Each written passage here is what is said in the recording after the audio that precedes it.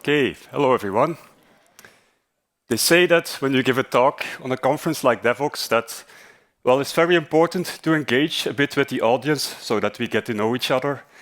And a way of doing this is by asking you guys a lot of questions, but given the thing that you are eating, I'm afraid that if you're going to put your hand up all the time, this is not going to end well. So I'm just going to ask one question.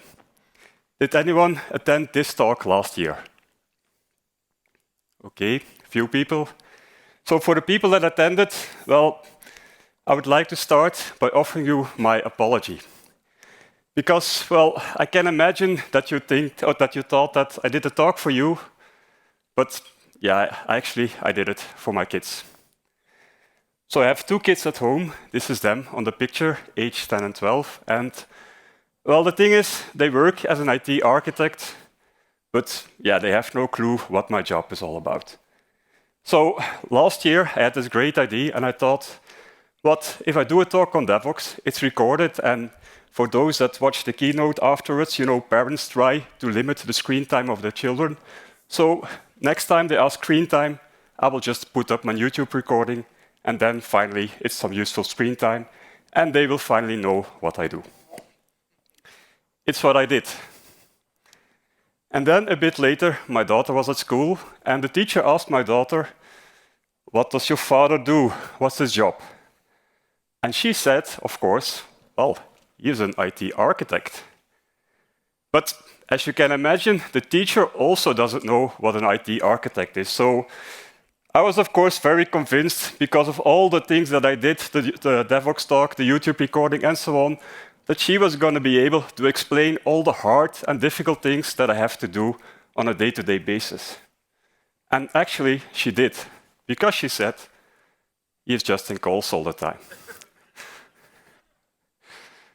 But luckily, I still have my colleagues, because I'm joking a bit. But yeah, my colleagues, they do know how hard my job is, and I also would like to take this moment to thank them for the fact that they support me in my job. And yeah, they support me a lot, and they send me like Slack messages with book suggestions that I should read on how I can really become a lot better in my job. For example, meeting-driven development.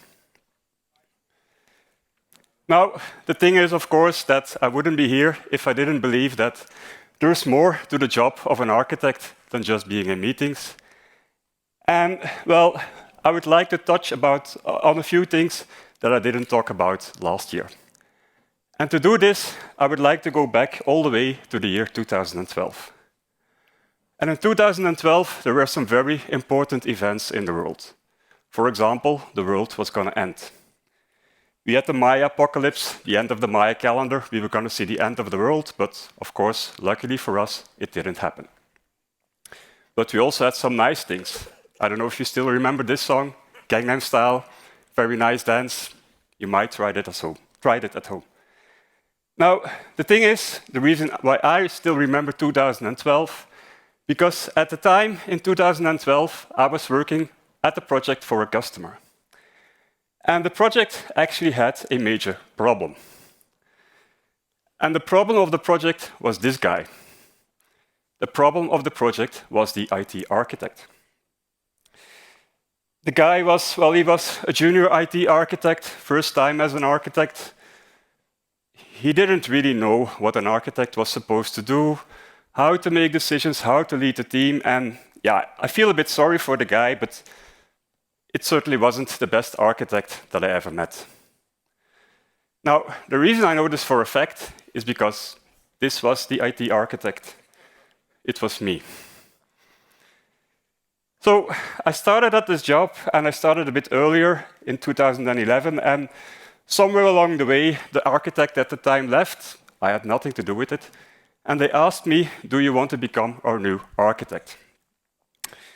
And they said things to me like, "You know you will like it, right? You will get more responsibility.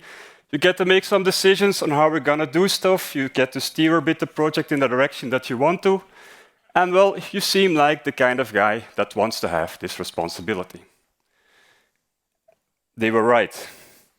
I did like a bit more responsibility, but it was not the kind of responsibility that I understood I would get, because all of a sudden I felt like I was now responsible for everything that went wrong. It's not what I wanted. So ever since, I've been spending a lot of time on reading and watching talks or sessions on how to be a good architect. And as you can imagine, there is a lot of stuff on this subject. And one day I stumbled upon this description. If you want to be a good architect, well, then you have to be someone that messed up so many times that you just know what works and what doesn't. I can relate to this because I did mess up a lot of times. The only hard thing with this description is you can't really tell this to your customer or your business, right? If you're going to say, I am the architect, and I'm going to mess up stuff, yeah, probably not the best thing to do. So what could be a better definition of a good architect? We can find some inspiration in ancient Greek. So in ancient Greek, the word architekton, or, well, architect comes from the ancient Greek, the word architekton. And in ancient Greek, architekton is a word composed out of two parts. We have the first part, archi, which means leader, and the second part, tekton, which means craftsman. So this means that if you want to be a good architect, well, for sure, you have to be both a leader and a craftsman. And it's based on these two parts of the word that we're going to zoom in a bit deeper on what does it take to be a good architect. And let's start off with the right side, just because we can. Now, if you're a craftsman and if you need to build stuff, then it also means that you need to make decisions on how you need to build stuff. You have to make technical decisions. But the thing you gotta know is that we humans were actually not so good at making decisions. And there's a lot of research on this. For example, this is a well-known example out of the research. So in the research, they ask a question to people. And the question is, you get two job offerings. You have the job offer on top, where your wage decreases year after year. You start off with 60K in the first year, 50K in the second year, 40K in the third year.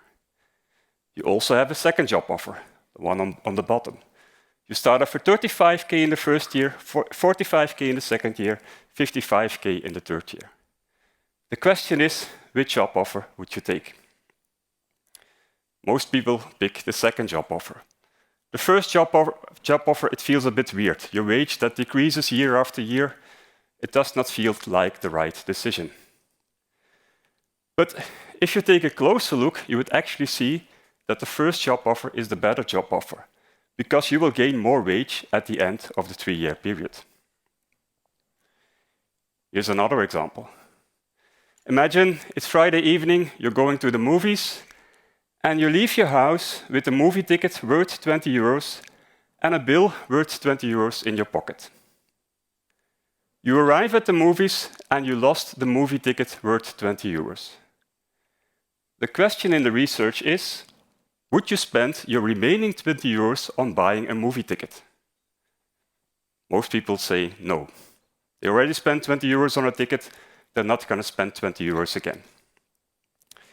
Now, let's change a little thing in the scenario. Still the same Friday evening, we're leaving our house, but this time we leave with 2 bills of 20 euros in our pocket. We arrive at the movies and we lost one of the 2 bills. Same question, would you spend your remaining 20 euros on a ticket? Almost everyone says yes. They don't even understand why you're asking the question. They wanted to go to the movies, they lost 20 euros, but what the hell has to do with the fact that I wanted to go to the movies? I can see some people doubting a little bit on the front row about the decision that they would take. So especially for you, I made a little schematic of the difference. In both cases, you leave your house with 2 pieces of paper, both worth 20 euros. On the left side, it's a red and a blue paper. On the right side, it's 2 blue papers. You lose a paper along the way. On the left side, you lose a paper worth 20 euros with the red color. On the right side, you lose a paper, a blue paper, also worth 20 euros with the blue color. You arrive at the movies, but you take a different decision. Now, the reason for this is because on the left side, you feel like you're spending 40 euros on going to the movies, while actually, in both cases, you just lost something worth 20 euros of value. Now, why do we take these kind of decisions? There's a lot of research on this, and one of the most influential books on this is the book Thinking Fast and Slow.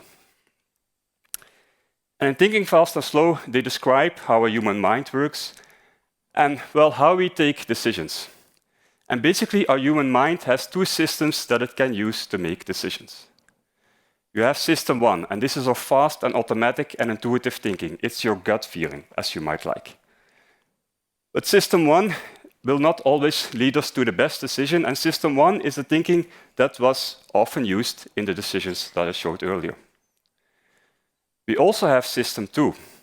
And system two is a logical and analytical mind, and we can use it to override decisions taken by system one. But the problem or the thing with system two is that we need some time to activate it. It's a bit slow, but then again, the end result or the end decisions of decisions taken by system two should be better decisions. So knowing all this, well, how can we as architects or as IT people in general make better decisions? For starters, we have to know that system one will often lead us to a thing called confirmation bias. And it's something that I experienced myself, but also with colleagues in the past. So, for example, imagine you're solving a certain problem, and, well, you already solved a similar problem in the past.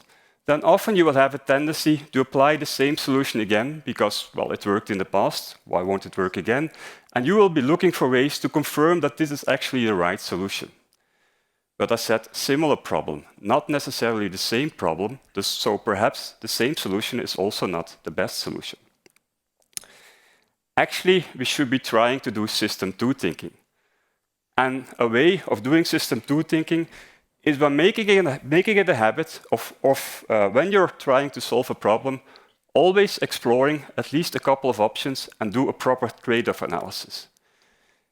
It will take a bit more time, but in this case, you're triggering your analytical mind, and the end result or the end decision on how to solve it should be better. Also, when you're building stuff, keep in mind that there is this thing called the Pareto principle, universal principle. And the principle basically states that, well, with 20% of the effort, you can already resolve 80% of the problem. But we, IT guys, we like complexity. And complexity is often in the edge cases. So often we have like this trap that we spend too much time and effort on the edge cases, certainly in the beginning, while actually we should first be focusing on the common case. And, well, when we're making decisions, you always read or hear that, well, you should only make decisions or you should postpone decisions until the last responsible moment. But the question, of course, is how can you find this last responsible moment, or when is a good moment to make a decision? I myself, I'm a big fan of using this approach as an approach to making decisions in a timely way. It's an approach called tracer bullets. It already exists since a long time, but the idea is that, well, if you use the tracer bullet approach and if you need to solve a problem, the idea is that you try to explore different parts of the problem as soon as possible, so that you get a good view on the problem and that you can take better decisions. Now, knowing all this, how would this look like in practice? I took a little example from a system I worked on already quite a while ago. The system was a system for the government, and the goal of the system was to pay child benefit within the country, so child allowances for people that have children.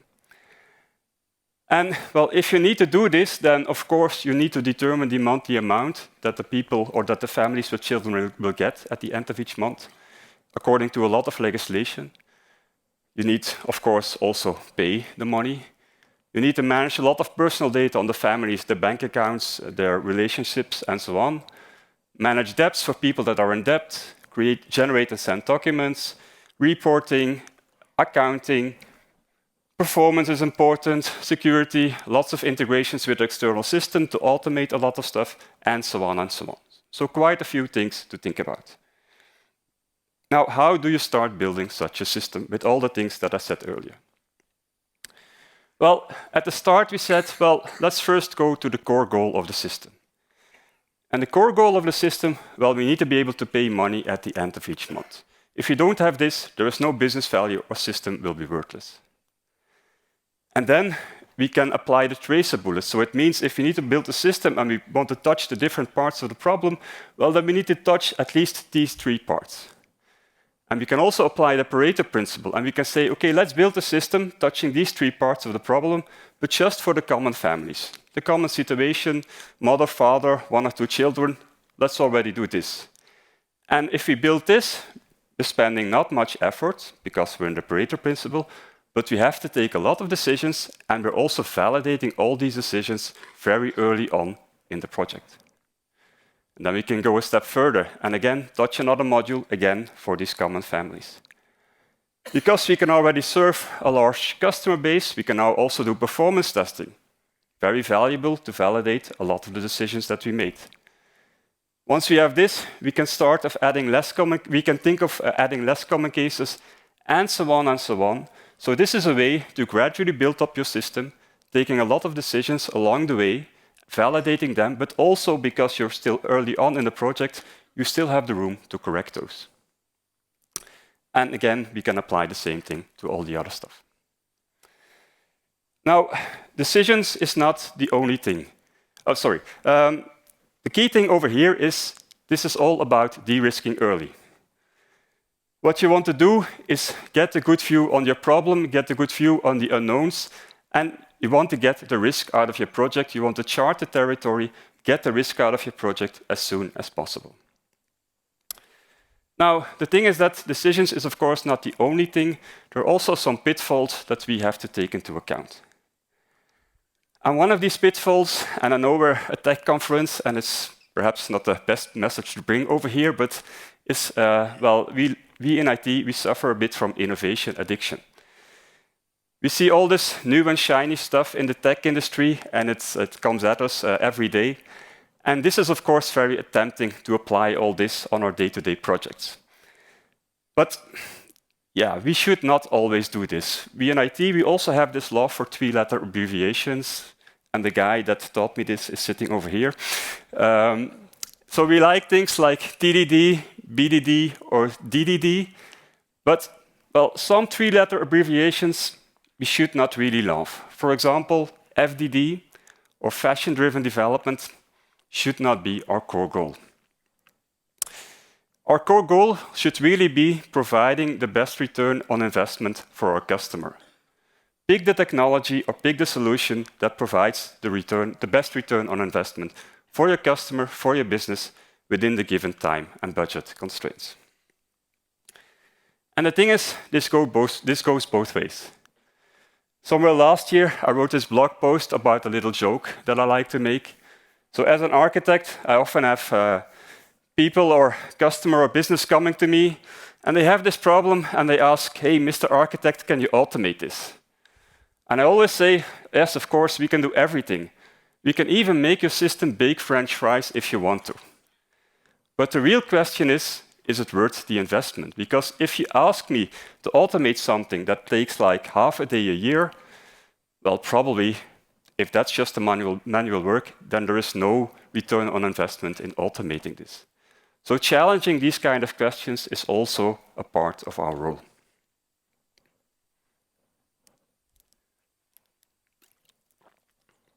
So far for the craftsman part. The other part that I would like to talk about is the part of being a leader.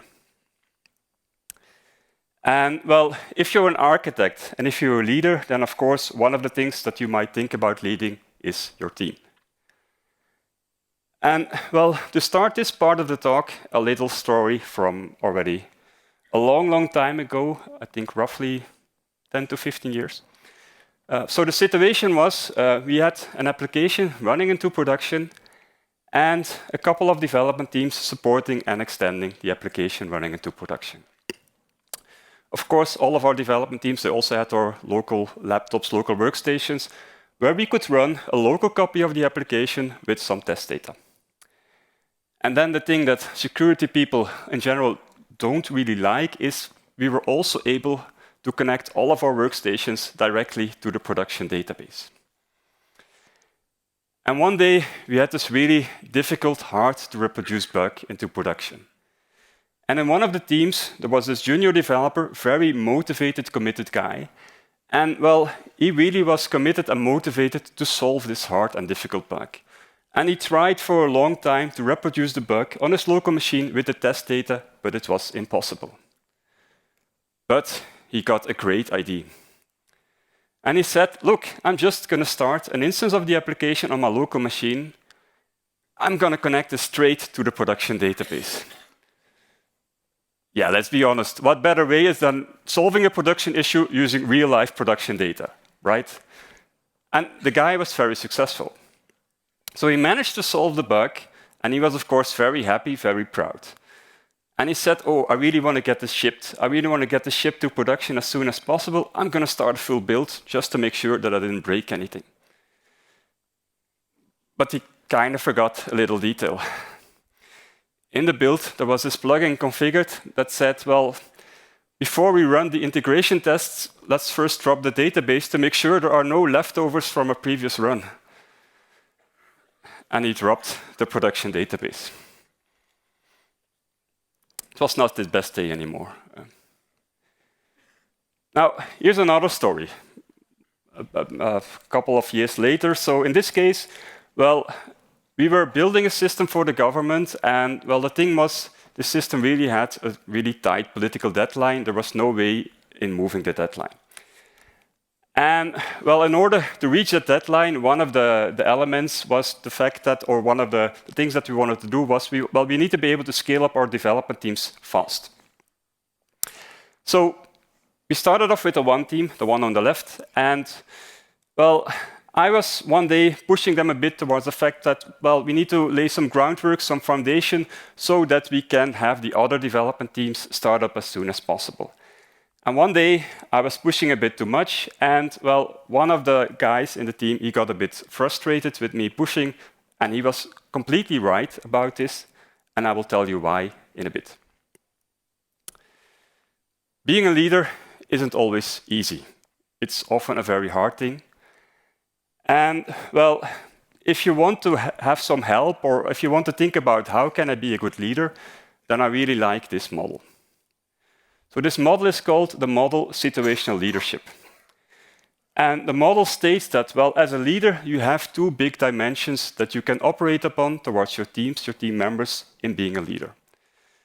You have the dimension of directive behavior that states, well, how directive are you towards your team member? Are you like highly military commander style directive, or are you lowly directive?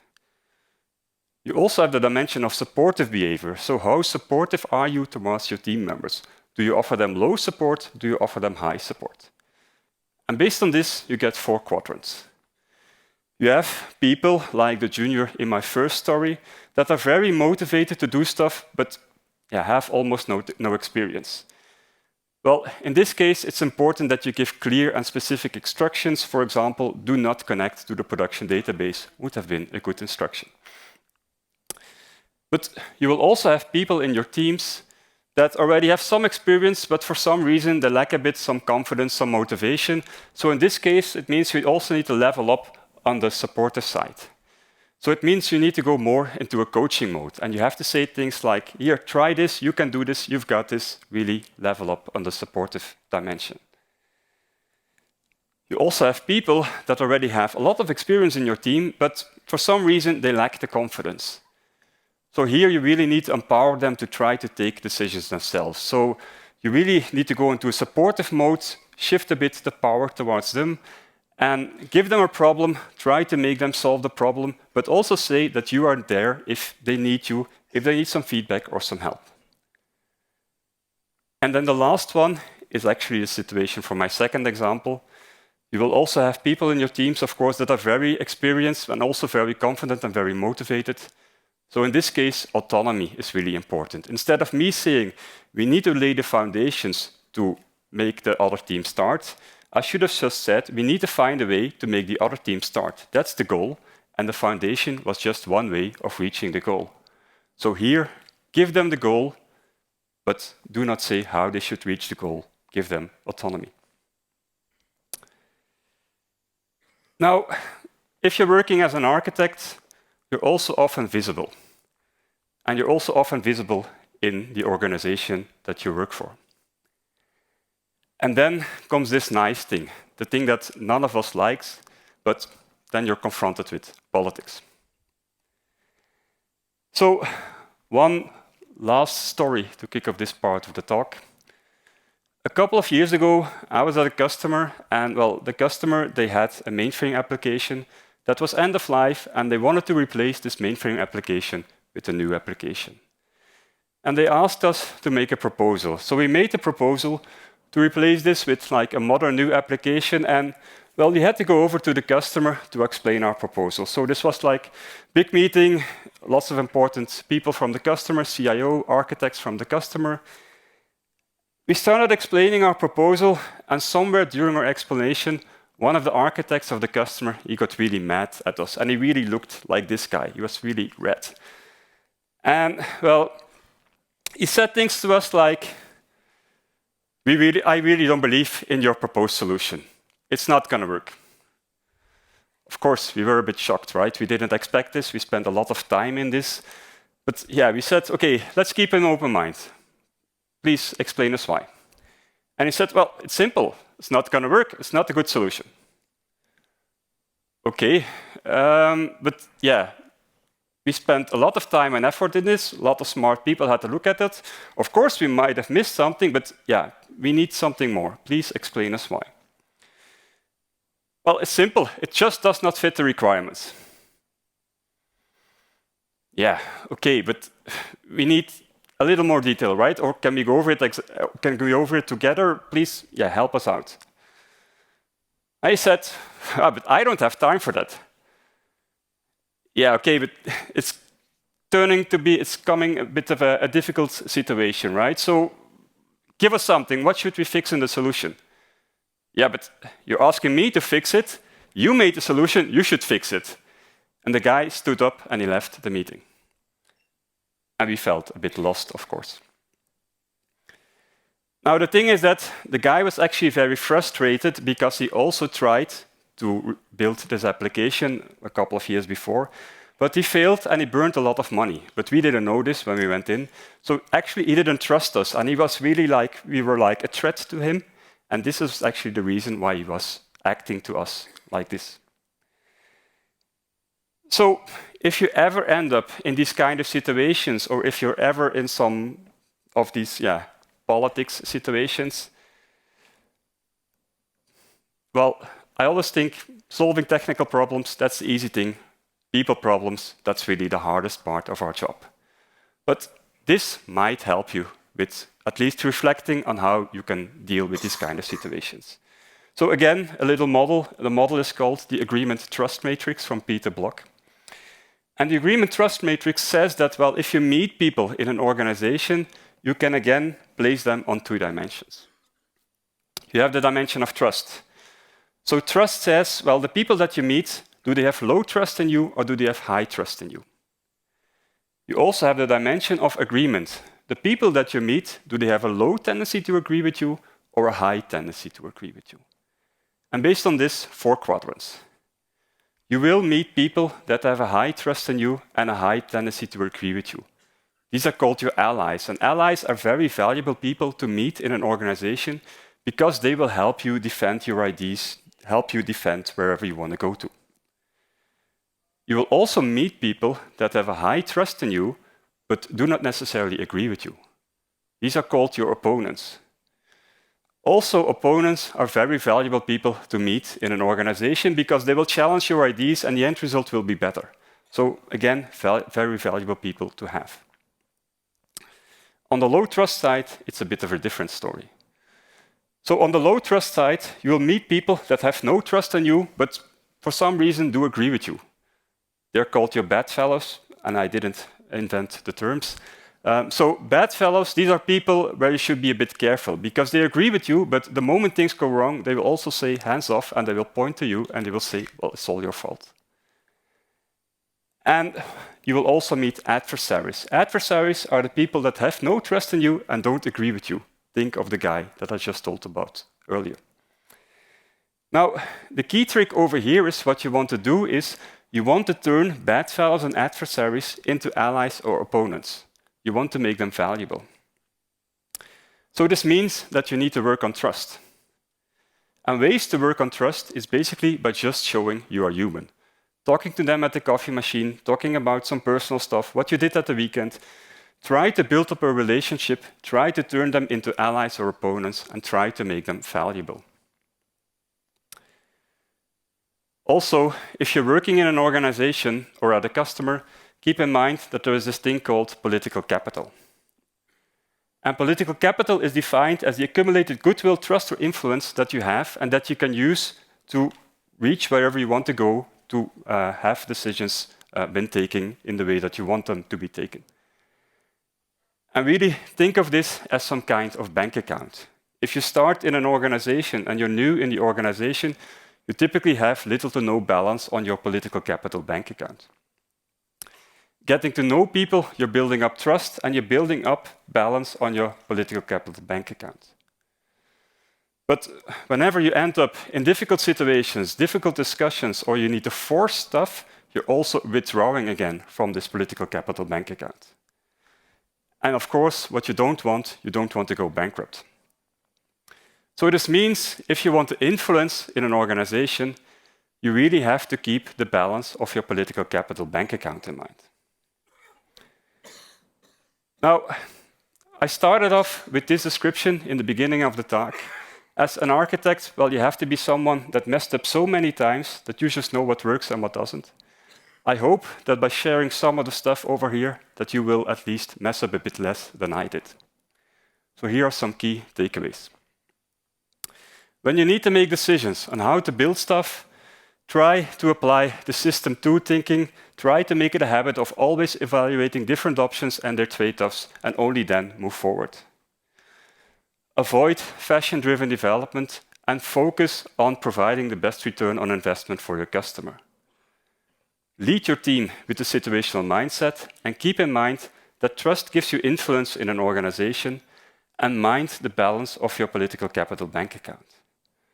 And last, but certainly not least, the most valuable weapon of an architect is still just your common sense. A lot of the things that I said are basically just common sense. So this will get you a long, long way. Now, in case you do mess up, here's also a little tip. The perfect architect is a little bit like the Loch Ness Monster. Rumored to exist, but never actually been seen. My name is Custers. I work as an architect. I was very happy to be here, and I want to thank you all for being here in such a big number. If you like this kind of stuff, feel free to add or follow me on LinkedIn. So a lot of the stuff that I talk about are also in LinkedIn articles that I wrote with a lot more, a bit more in-depth explained. And all that's left to say is have a great DevOps. Thank you very much.